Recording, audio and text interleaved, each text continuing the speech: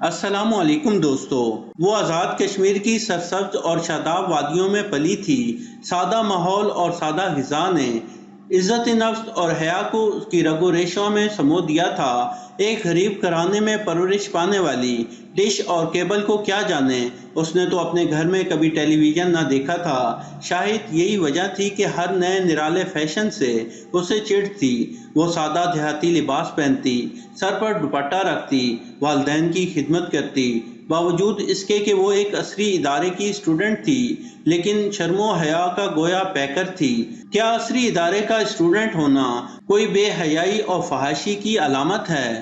نہیں، ہرگز نہیں۔ فنون حاصل کرنے سے کون منع کرتا ہے؟ جتنے چاہو حاصل کرو۔ علوم کی بجائے فنون کا لفظ میں نے جان بوجھ کر استعمال کیا، کیونکہ علم تو وہی ہے جسے اس ذات نے علم کہا ہے، جس کے علم کے ساتھ اگر سارے عالم کے علم کا موازنہ کیا جائے تو پھر بھی اگر اس سے نچلے درجے کا کوئی لفظ میرے پاس ہوتا تو میں ان فنون کے لیے کہہ دیتا، علم تو صرف دین کا علم ہے، باقی سارے تو فنون ہیں۔ آمنہ ان فنون پڑھنے والی لڑکیوں کی طرح نہیں تھی جو حیا اور پاک دامنی کو خیر آباد کر کے مغربیت کو مشرقیت پر ترجیح دیتی ہیں۔ وہ صبح اٹھتی، والدین کے لیے ناشتہ بناتی، اس کے بعد نقاب میں منہ چھپائے اسکول کی طرف روانہ ہو جاتی۔ اسکول سے واپسی پر تھوڑا بہت ٹائم ہوم ورک میں صرف کرنے کے بعد دوبارہ گھریلو کاموں میں مگن ہو جاتی۔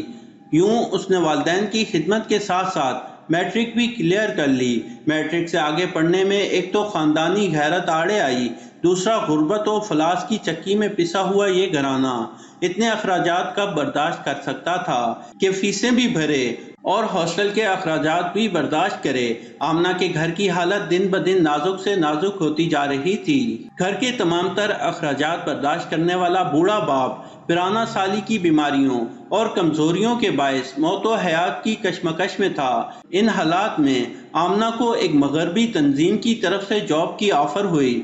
آمنہ نے سوچا کہ چلو تھوڑے دن ملازمت اختیار کر لیتی ہوں، جب حالات تھوڑے بہتر ہو جائیں گے تو چھوڑ دوں گی۔ لیکن اس بیچاری کو کیا پتا تھا کہ وہ ایک ایسی تاریک سرنگ میں داخل ہونے جا رہی ہے جس کا دروازہ اریانی پر جا کر کھلے گا۔ آمنہ نے ملازمت جوائن کر لی اور ڈیوٹی پر حاضر ہونا شروع کر دیا۔ ایک ہفتہ گزرا تھا کہ این جی او کا ایک اجلاس ہونا طے پایا۔ چنانچہ آمنہ ڈیوٹی پر پہنچی تو اسے ایک تھیلا تھما دیا گیا کہ آج چونکہ ہمارا اجلاس ہے اور اس میں ہر رکن کے لیے یونیفارم ضروری ہے، لہٰذا تم بھی یونیفارم پہن کر آ جاؤ۔ آمنہ نے تھیلا کھول کر جو دیکھا اس کی آنکھیں پھٹی کی پھٹی رہ گئی۔ اس نے ٹیبل کی طرف گھومتے ہوئے تھیلا اس پر رکھ دیا اور بڑے بے باکانہ انداز میں کہا کہ میں پینٹ شرٹ ہرگز نہیں پہنوں گی۔ آرگنائزر نے اسے سمجھانے کی کوشش کی لیکن وہ کسی طرح بھی نہ مانی، تو اس نے کہا کہ اچھا ایسا کرو کہ تم یہ وردی پہن کر دیکھو، اگر تمہیں پسند آ جائے تو ٹھیک ہے، ورنہ اتار دینا، اس میں تو کوئی برائی نہیں ہے نا۔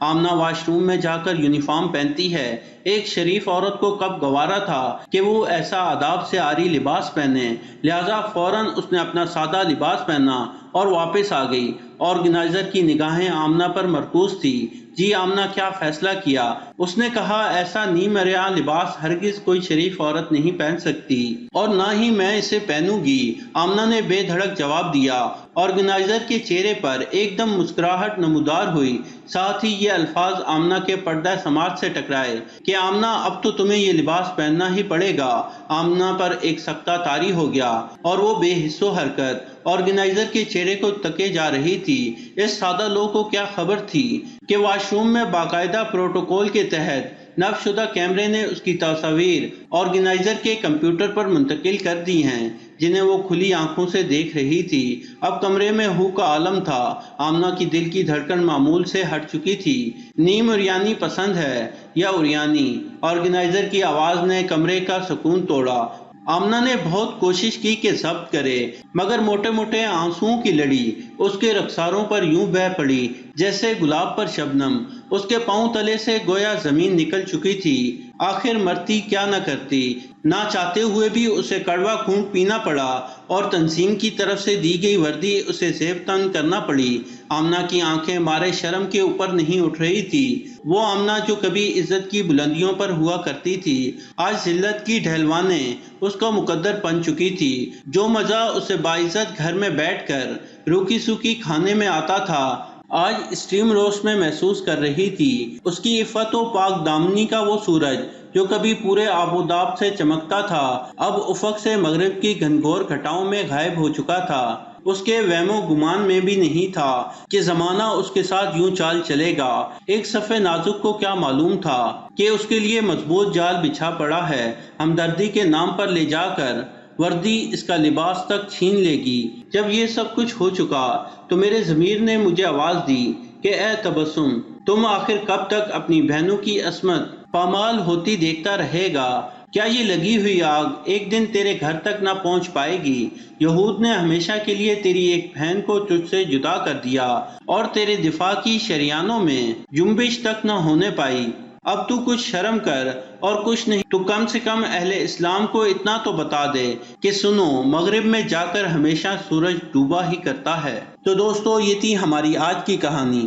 پسند آنے کی صورت میں لائک کریں اور اپنے دوستوں کے ساتھ شیئر کریں، اور مزید ایسی ویڈیوز دیکھنے کے لیے ہمارے چینل کو سبسکرائب کرتے ہوئے ساتھ موجود گھنٹی کا بٹن بھی دبا دیں۔ شکریہ۔